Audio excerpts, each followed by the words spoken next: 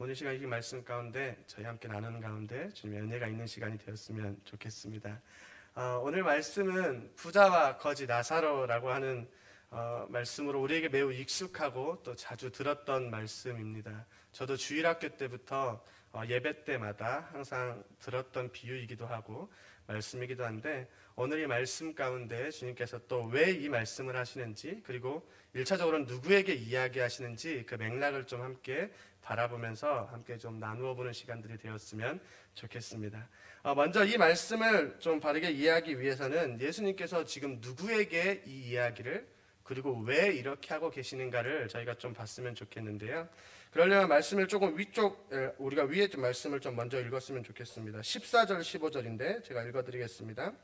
바리새인들은 돈을 좋아하는 자들이라 이 모든 것을 듣고 비웃거늘 예수께서 이르시되 너희는 사람 앞에서 스스로 옳다 하는 자들이나 너희 마음을 하나님께서 아시나니 사람 중에 높임을 받는 그것은 하나님 앞에 미움을 받는 것이니라. 아멘. 지금 예수님께서 이 앞에서는 제자들에게 불의한 청지기에 관련하여서 비유로 이야기하시고 제자들을 가르치는데, 그러한 예수님의 가르침을 옆에서 듣고 있던 바리새인들이 예수님의 이야기를 듣고 비웃고 있는 상황이었습니다. 그래서 예수님께서 그러한 바리새인들을 바라보시더니 그 바리새인들을 향하여서 그 바리새인들을 향하여서 지금 오늘 말씀을 이야기하시는데, 그 예수님께서 바리새인들을 향하여서 무엇이라 이야기하냐면 너희가 돈을 좋아한다. 돈을 좋아하는 자들이니, 그리고 너희가 스스로 옳다 여기고 너희가 사람 중에서 높임을 받기를 원하는구나 라고 이야기하면서 바리새인들에게 향하여 이야기하고 있습니다. 그런데 예수님께서 지금 이렇게 이야기하는 바리새인들이 누구인가 하면 이스라엘에서 가장 존경받는 사람들이고, 그리고 선생으로 율법학자들로 아주 유명한 사람들입니다. 그래서 그 당시에 이스라엘에는 크게 4대 종파가 있다고 하면 바리새인들과 서기관들과, 그리고 성경에 나오는 열심당과, 그리고 성경에는 등장하지는 않지만 에스네파라고 하는 그 사람들까지 해서 그게 유대의 4개의 큰 종파를 나누는데, 그 중에 하나를 차지할 정도로 바리새파는 컸고, 그리고 많은 백성들의 지지를 받는 훌륭한 선생들이었습니다. 그래서 이 사람들의 시작은 구별된 사람들, 우리는 율법으로 구별되었고 우리는 하나님의 말씀을 잘 지킨다라는 이름으로 모였고, 그렇게 율법을 지키는 것을 넘어서서 자신들이 모여서 장로들의 전통들을 만들어내어서 율법보다 훨씬 더 자세하게 그 삶적인 것들을 다스리며 지켜가며 살아갔던 사람들이었습니다. 그래서 그렇게 엄격한 삶을 살아갔던 사람들인 만큼 백성들의 지지도 받았었고, 그리고 많은 백성들에게 율법을 가르치며 선생님으로 불리는 사람들이었습니다. 그런데 오늘 그 예수님께서 바리새인들을 향하여서 이야기하시는데, 바리새인들을 이야기하실 때 그러한 모습들보다는 14절 15절을 통하여서 너희가 돈을 좋아한다, 너희가 돈을 좋아하는 자들이구나 라고 이야기하는데, 이것은 단순하게 계속해서 돈을 탐낸다 이것을 넘어서서 바리새인들과 그 당시 이스라엘 사람들에게 펼쳐져 있는 생각 중에서 무슨 생각이 있는가 하면, 돈을 많이 받고 재산을 많이 획득한 사람들, 이것은 하나님에게 축복을 받고 복을 받은 사람이고, 그리고 돈이 없고 가난하고 고난과 어려움에 있는 사람들을 향하여서는 하나님 앞에 저 사람은 뭔가 큰 잘못을 했기 때문에 벌을 받는다고 생각하거나, 아니면 큰 죄인이기 때문에 저러한 고난을 당한다라는 생각들이 그 당시 바리새인들과 이스라엘 사람들에게 크게 깔려있는 생각들이었던 것입니다. 그래서 하나님께서는 그 돈을 좋아하는 자들이라고 하는 것은 단순하게 돈만을 이렇게 재물을 추구한다 그것이 아니라, 그 재물을 추구하고 재물을 많이 가진 사람은 하나님의 사랑을 많이 받는 사람이다, 이렇게 이야기하는 상황들이 있어서 예수님께서 이렇게 이야기하십니다. 그리고 또 이어서는 뭐라고 말씀하시냐면 스스로 옳다 하는 자들이라고 이야기하십니다. 이것은 바리새인들이 당시에 자신들이 율법과 그리고 전통들을 지킴으로 자신들은 그러한 삶적인 것들을 다 지켜가 나가기 때문에 나는 의인이고, 그리고 그렇게 그것을 지켜나가지 못하는 사람들을 향하여서는 너희들은 죄인이다라고 스스로를 다른 사람들을 정죄하고 평가하는 상황들이 있었기에 그렇습니다. 그리고 또 이어서 너희는 사람 앞에서 스스로 옳다 하는 자들이니, 이 바리새인들이 그렇게 자신들의 삶을 살아가기 때문에 스스로 자신이 옳다라고 생각하는 것뿐만 아니라 자기 자신이 그 사람들 앞에서 높임받고자 하는 마음들이 있었다라고 하는 것입니다. 그래서 이러한 바리새인들의 모습을 가장 잘 볼 수 있는 말씀이 있는데, 누가복음 18장, 저희 뒤에 좀 넘어가면 18장 11절 12절에 바리새인의 기도를 이야기하시는데, 그 말씀 가운데 바리새인은 서서 따로 기도하여 이르되, 하나님이여, 나는 다른 사람들 곧 토색, 불의, 간음을 하는 자들과 같지 아니하고 이 세리와도 같지 아니함을 감사하나이다.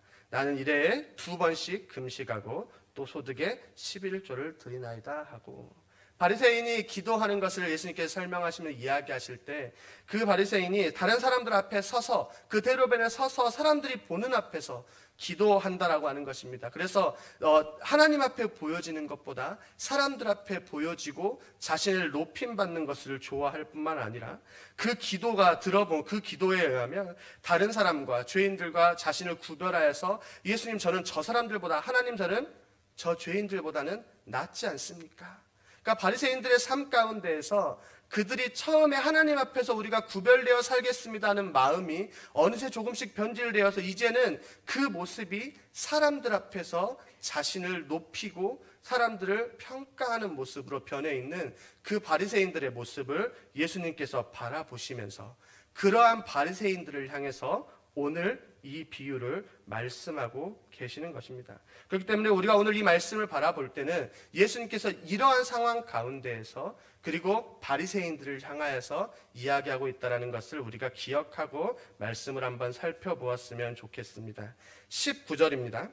한 부자가 있어 자색옷과 고운 베옷을 입고 날마다 호화롭게 즐기더라. 항상 말씀에 나오지만 자색옷을 입는다라고 하는데, 한 부자가 자신의 옷을, 부자의 옷을 표현하는데, 자색옷은 그 당시에 왕과 귀족들이 입는 옷입니다. 염료, 그 당시에는 이렇게 옷을 예쁘게 염색하는 것이 매우 비쌌고, 그렇기 때문에 그런 색깔, 특히 자색옷을 입는다라는 것은 왕이나 큰 귀족들 혹은 가문에 있는 사람들이 입었었는데, 그래서 예수님께서 로마군에게 잡혔을 때 예수님을 향하여 유대인의 왕이라고 조롱할 때 그 병사들이 예수님에게 자색옷을 입혀서 조롱하기도 하는, 그래서 이런 자색옷을 입는다라고 하는 것은 당시에 그 자리에서 높은 사람 혹은 왕에 준하는 사람들이 입는 매우 비싼 옷이었다라고 합니다. 그리고 이 사람이 자색옷만 입었던 것이 아니라 그리고 고운 베옷을 입었다라고 합니다. 이 베옷은 마로 만들어진 속에 안에 입는 옷인데, 그 옷이 그 당시에는 같은 무게로 따졌을 때 금보다 2배 정도 비쌌다라고 합니다.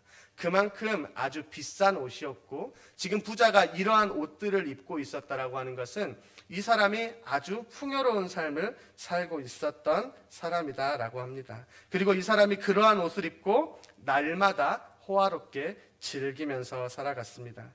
그리고 20절에는 그와 반대되는 사람이 등장하는데요. 그런데 나사로라 이름하는 한 거지가 헌데투성이로 그의 대문 앞에 버려진 채 그 부자의 상에서 떨어지는 것으로 배불리려 하며 심지어 개들이 와서 그 헌데를 핥았더라 라고 이야기하고 있습니다. 부자가 그렇게 잘 살고 호화롭게 살았다면 한 사람이 등장하는데, 이 사람의 이름은 나사로라고 합니다. 그런데 이 사람은 가난하여서 헌데투성이, 여기서 헌데라고 하는 것은 그 말로 따지면 종기가 나고 그 피부병, 상처가 나는 악성 종기나 궤양을 이야기한다라고 합니다. 그래서 이 사람은 거지, 가난할 뿐더러 피부병을 앓고 있어가지고 아주 힘든 삶을 살아가는 사람이었는데, 이 사람이 대문 앞에 버려진 채 그 부자의 상에서 떨어지는 것으로 먹고자 하였다라고 하고 있습니다. 이것은 부자의 상으로 떨어지는 것을 배불리려 한다라고 하는 것은 소망하는 거죠. 실제로 그 거지가, 나사로가 지금 부자의 집에서 땅에서 먹은 것을 살았다가 아니라 그렇게 하고 싶었지만 그것조차도 불가능해서 대문 앞에서 쫓겨나서 지금 절망하고 누워 쓰러져 있는 모습을 보여주고 있습니다. 그리고 그러한 나사로를 보고는 개들이 와가지고 그 상처를 핥고 있다라고 이야기하는 것이죠. 여기에서 개들이라고 하는 것은 심지어 집안에서 기르는 개가 아니라 사나운 들개들을 표현할 때 쓰는 단어인데, 그러한 개들이 지금 나사로의 상처를 핥을 정도로 나사로의 상황은 매우 안 좋고 불행하고 힘든 삶을 살아가고 있다라고 하는 것입니다. 그래서 바리새인들은 이러한 존재들, 특히 개에게 이렇게 무시받을 정도로 이러한 존재들을 하나님 앞에서 저주받고 혹은 하나님 앞에 큰 죄인으로 바라보기도 했었는데, 오늘 예수님께서 그러한 부자의 모습과 거지의 모습을 먼저는 이야기하고 있습니다. 그리고 22절, 23절인데요. 이에 그 거지가 죽어 천사들에게 받들려 아브라함의 품에 들어가고 부자도 죽어 장사되매 그가 음부에서 고통 중에 눈을 들어 멀리 아브라함과 그의 품에 있는 나사로를 보고. 그렇게 부자와 거지가 그렇게 삶을 살았습니다. 부자는 많이 받은 것을 가지고 자신의 재산을 가지고 호화롭게 하루 살아갔고, 나사로는 나사로대로 그 아픔을 가지고 이 세상을 살아갔는데, 이 두 사람에게도 삶의 끝이 찾아왔다라고 하는 것입니다. 부자가 아무리 가진 것이 많았어도, 아무리 좋은 것을 먹고 자신의 건강을 챙겼어도 부자 역시도 그 삶의 끝이 찾아와서 이제는 하나님 앞에 서게 되어진 것입니다. 그런데 그러한 모습이 등장하는데, 오늘 살아있을 때의 모습과는 정반대의 모습이 드러나는 것입니다. 나사로는 아브라함의 품에 안겨서 그 하나님께 준비하신 낙원에서 살아가고 있고, 부자는 살았을 때와는 정반대로 음부에서 아주 고통스럽게 살아가고 있는 모습을 오늘 보여주고 있습니다. 이것은 그 살아가고 있을 때와는 정반대의 모습인 것입니다. 그럼 부자가 있는 그 음부가 어떤 곳인가 하면 23절부터 이야기해 주는데요. 그가 음부에서 고통 중에 눈을 들어 멀리 아브라함과 그의 품에 있는 나사로를 보고 불러 이르되 아버지 아브라함이여 나를 긍휼히 여기사 나사로를 보내어 그 손가락 끝에 물을 찍어 내 혀를 서늘하게 하소서 내가 이 불꽃 가운데서 괴로워하나이다. 아멘. 그 음부에 있는데 그 부자가 그 음부를 표현하기를 그곳은 매우 고통스럽고 괴롭고 그 불길로 인해서 뜨거운 곳이다 라고 이야기하고 있습니다. 그리고 이어서 26절에는 그뿐 아니라 너희와 우리 사이에 큰 구렁텅이가 놓여 있어 여기서 너희에게 건너가고자 해도 갈 수 없고 거기서 우리에게 건너올 수도 없게 하였느니라 라고 말하고 있습니다. 무슨 말인가 하면 그 부자가 이제는 그 삶을 살면서 자신의 마음대로 살고 이제 그곳으로 내려갔을 때 이제 그곳을 자신의 무엇을 통해서도 벗어날 수도 없고 도망할 수도 없는 그러한 곳이라고 하는 것입니다. 그래서 그 음부는 아주 고통스럽고 불길 가운데 뜨겁고 힘이 들 뿐만 아니라, 그리고 그곳은 이제는 이미 죽어버린 이후에는 벗어날 수도 없고 도망할 수도 없는 그런 곳이다라고 이야기합니다. 그런데 우리가 여기서 기억해야 할 것은 이러한 이야기를 가지고 이러한 말씀을 가지고 카톨릭에서는 이러한 것을 가지고 연옥이라고 이야기를 하여서 그 중간에 있는 단계를 이야기하면서 살아있는 사람들이 예배하거나 아니면 헌금하고 봉사하고 그러한 것을 통해서 그런 연옥에 있는 사람들이 그렇게 잘하면 다시 더 하나님의 낙원으로 다시 들어갈 수 있다라고 그렇게 이야기하기도 하지만, 우리는 이러한 말씀을 통하여서 그것이 분명하게 옳지 않다라고 하는 것 또한 기억하고 바라볼 필요가 있는 것 같습니다. 그런데 오늘 예수님께서 이제 이 부자의 삶과 거지 나사로의 삶을 보면서, 그리고 그들이 죽음 이후에 낙원과 그리고 그 음부에 들어가는 것을 바라보면서 이 비유를 지금 바리새인들에게 하고 있는데, 왜 그럼 예수님께서 이러한 말씀을 하고 계시는가인 것입니다. 부자는 악하니까, 부자는 무조건 다 지옥을 가고, 그러니까 가난하게 살았던 사람은 삶을 살 때에는 너무 힘들었으니까 보답을 받아서 천국에 간다, 낙원에 간다, 단순하게 그런 이야기를 하고자 하시는 것이 아니라는 것입니다. 예수님께서는 지금 이 비유를 바리새인들에게 하고 있고, 분명하지만 지금 바리새인들이 이 부자의 모습과 같이 너희들이 받은 것이 많지만 그 받은 것을 가지고 너희들 마음대로 살아갔을 때 너희들의 결과가 어떠할 것인지를 지금 경고하고 계신다라는 것입니다. 그래서 이 부자는 바리새인들을 의미합니다. 바리새인들은 그 당시에 살아가는 사람 중에서도 하나님 앞에 많은 것을 받은 사람들이었고 그 앞에 살아간다라고 말하는 사람들이었습니다. 그런데 부자가 그것을 가지고 자신만을 생각하고 자신만을 바라보고 호화롭게 살았던 것처럼, 지금 바리새인들의 모습이 이 부자와 같이 다른 사람들을 나누고 다른 사람들을 사랑하는 그러한 모습보다는 자기 자신에게만 집중하고 자기 자신의 모든 것에만 집중하며 살아가는 모습들을 보여주고 있다라고 지금 예수님께서는 경고하시는 것입니다. 그래서 예수님께서는 이 비유를 시작하시기 전에 바리새인들을 향하여서 이야기하시기를 너희가 돈을 좋아하고 너희가 스스로 옳다 여기고 너희가 사람들 앞에서 높임받기를 좋아하는구나. 조심해라. 지금 너희들의 이러한 모습이 오늘 말씀의 이 부자와 같은 모습이고 그러한 부자와 같은 삶의 결과는 반드시 이러할 것이다 라고 지금 경고하고 있는 것입니다. 그렇기 때문에 그러한 삶, 자기 자신만을 위하고 하나님을 바라보지 않고 그 모든 것을 나를 위해 살아가는 삶은 하나님이 보시기에 옳지 못하며 악하다라고 이야기하고 있습니다.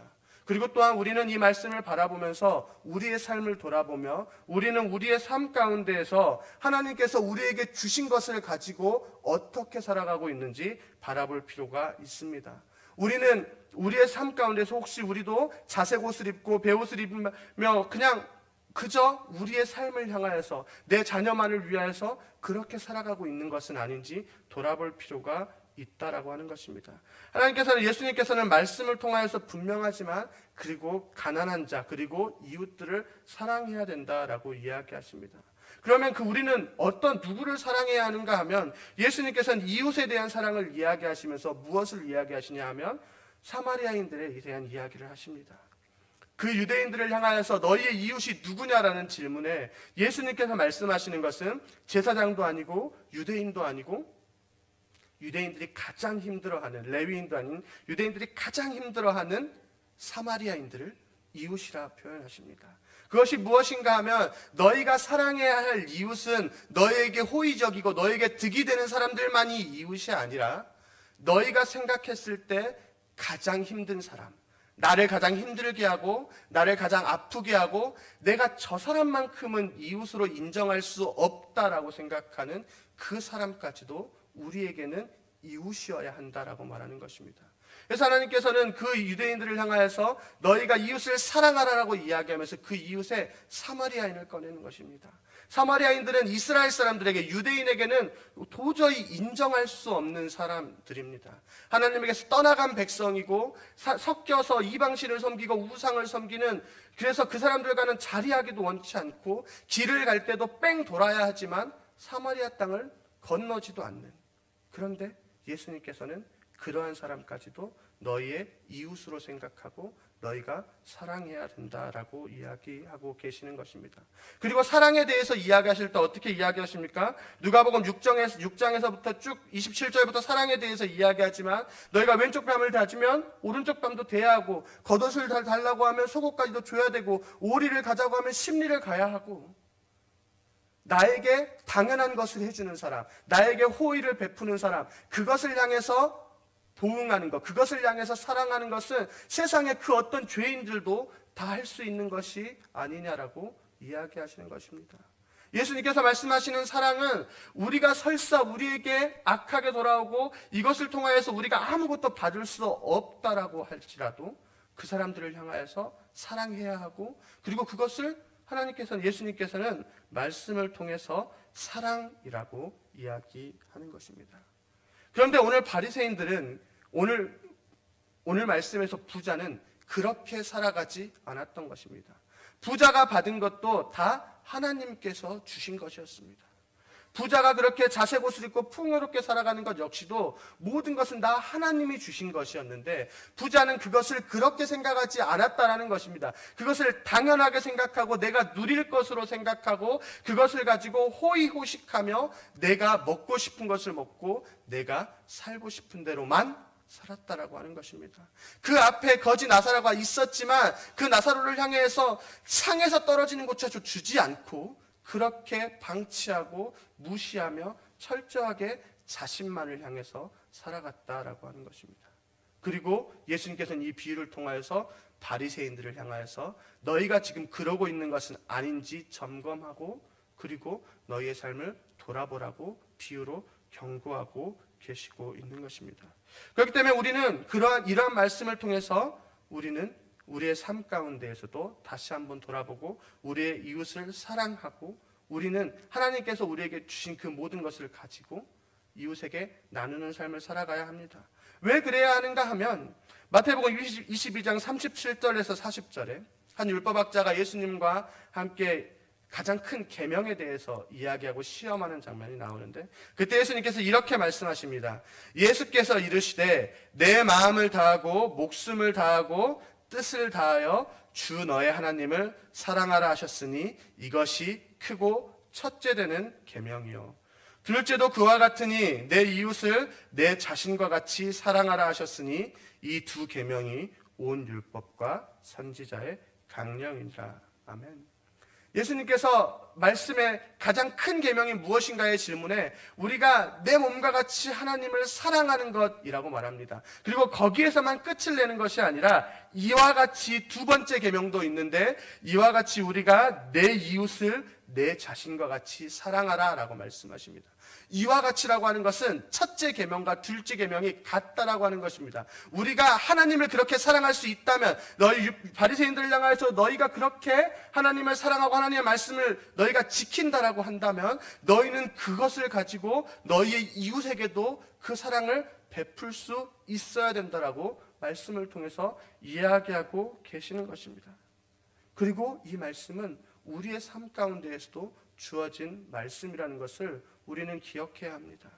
우리는 하나님께서 우리에게 주신 것, 우리가 받은 것들을 가지고 우리의 삶뿐만 아니라 우리의 삶 가운데 우리에게 주어진 모든 이웃들에게 그 사랑을 나누면서 살아가야 합니다.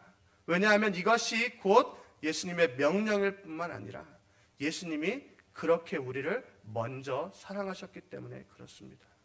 예수님께서 이 땅에 십자가에서 이 땅으로 오심과 그 십자가에 죽고 사심은 그냥 무조건적인 하나님의 사랑이었습니다.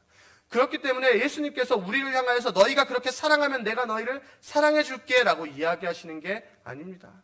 하나 예수님께서는 우리를 향하여서 내가 너희를 이만큼 사랑하니 너희도 그렇게 나를 사랑하고 그리고 너희 이웃을 사랑하라고 말씀하고 계시는 것입니다. 그렇기 때문에 우리는 오늘 말씀을 통하여서 우리의 삶을 다시 한번 점검하고, 혹시 우리는 부자와 같이, 바리새인과 같이 우리의 마음대로 우리의 것을 나를 향하여서만 살아가는 것은 아닌지 한번 점검해 볼 필요가 있습니다. 그리고 예수님은 그러한 맥락에서, 그러한 상황에서 지금 바리새인들에게 그렇게 이야기하고 계시는 것입니다. 그 말씀을 들어서 더 이어서 조금 더 함께 나눠보고자 하는데요. 27절, 28절에는 이르되 그러면 내 아버지여 구하노니 나사로를 내 아버지의 집에 보내소서. 내 형제 다섯이 있으니 그들에게 증언하게 하여 그들로 이 고통받는 곳에 오지 않게 하소서. 이제 부자가 자기에 대해서 이야기하는 것을 포기하고, 그리고 이제 아브라함을 향하여서 저 나사로를 우리 집에라도 보내서 저 나사로가 꿈에든 어떻게든 나타나게 해서 내 가족이라도 이곳에 좀 오지 않게 해주십시오라고 요청합니다. 그러면 부자는 그럼에도 불구하고 아직도 정신을 그렇게 많이 차리지 못합니다. 나사로에게도 자기가 살아있을 때 자기가 나사로보다 더 높았던 것처럼 지금도 나사로를 이렇게 명령할 수 있는 것처럼 이야기할 뿐만 아니라 자신의 가족들만을 위해서 이야기합니다. 어떻게든 자기의 가족들, 5 형제들이라도 살려보겠다라고 요청하고 있는 것입니다. 그러한 질문에 29절에서 아브라함이 이렇게 대답합니다. 아브라함이 이르되 그들에게 모세와 선지자들이 있으니 그들에게 들을지니라. 이르되 그렇지 아니하나이다. 아버지 아브라함이여 만일 죽은 자에게서 그들에게 가는 자가 있으면 회개하리이다. 아브라함이 그러한 부자의 이야기를 통하여 듣고는 거절하면서 무엇이라 이야기하냐면 그들에게 모세와 선지자들이 있으니 그들에게 들을 것이다 라고 말하고 있습니다. 이것은 부자의 삶 가운데에서 그랬습니다. 부자도 여기서 말하는 모세와 선지자들은, 모세의 율법과 선지자들의 율법은 곧 말씀을 뜻합니다. 그 말씀을 부자도 들었고, 그런데 부자는 그 말씀을 들었음에도 불구하고 그렇게 살지 않았기에 그렇게 되어진 것입니다. 그리고 지금 부자가 말하는 그 가족 역시도 그 말씀을 통하여서 듣고 그 말씀을 통하여서 믿어야 된다라고 합니다. 그런데 부자는 한 번 더 억지를 써보죠. 아니요, 저 나사로가 다시 살아난다면, 그렇다면 내 형제들이 믿을 것입니다. 지금 내 형제들은 나와 비슷해서 안 믿을 테니까 어떻게든 나사로를 좀 보내서 여기에 있는 것을 생생하게 증언하게 해서, 증거하게 해서 지금 내가 얼마나 힘든 상황에 있는지, 그리고 그것이 얼마나 고통스러운지 좀 절절하게 이야기해서 이곳에 좀 안 오게 해주십시오 라고 요청하고 있는 것입니다. 하지만 우리가 기억해야 될 것은 그렇게 한다고 하여서 변화하는 것이 아니라는 것입니다. 오늘 말씀에서도 그렇게 이야기하고 있을 뿐만 아니라 이 이후에 예수님께서 죽은 나사로를 살리시고 그리고 그 넘어서서 예수님께서 십자가에 죽고 다시 살아나시는 그 순간에도 그러한 것들을 바라보는 사람들 중에서 믿지 않은 자들은 믿지 않았다라고 하는 것입니다. 나사로가 살아났음에도 불구하고 그것을 보고 믿은 사람들도 있었지만 그것을 바라보면서도 의심하고 믿지 않았다라는 것입니다. 예수님께서 십자가에 다시 살아나셨음에도 불구하고 그 무덤이 비었고 옷이 개어졌고 사람들 앞에서 자신의 모습을 보여주셨지만 그럼에도 불구하고 믿지 않는 자들은 믿지 않고 그들의 삶대로 그들의 마음대로 세상을 살아갔다라고 하고 있는 것입니다.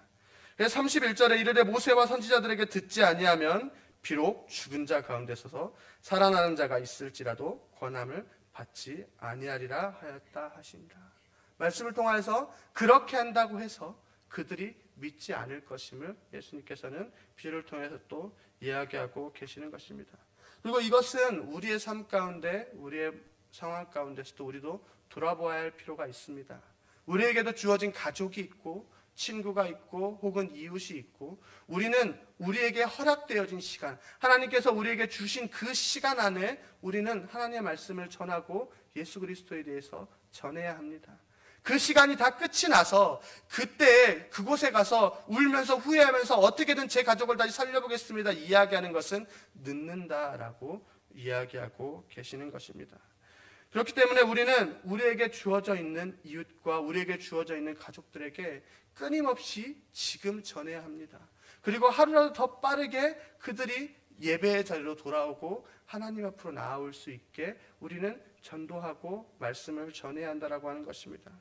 제가 지난주 주일부터 월요일까지 해서 청년부 수련회가 있었습니다. 그래서 청년부 수련회를 이틀 동안 진행하면서 제일 오랜만에 본 청년을 1년 반 만에 봤습니다.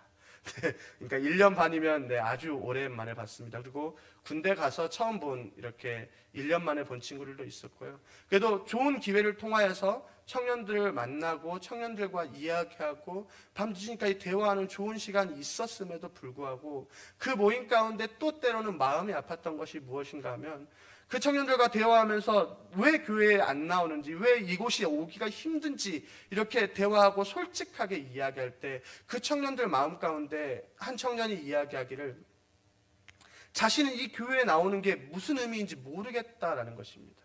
자신이 그 하나님이 잘 믿어지지가 않고 그것이 이제는 이미 제가 하고 싶은 것도 너무 많고 해야 할 것도 너무 많아서 이제 이 자리에 나오는 것이 무슨 의미인지 잘 모르겠다라고 하는 것입니다. 그래서 그 청년과 물론 그 이후에도 계속해서 이야기하고 또다시 예배에 들어 나올 수 있도록 함께 이야기하긴 했지만 저희가 그러한 청년들을 바라보고 그리고 그 청년들에게 다시 한번 주님의 복음을 전해야 합니다.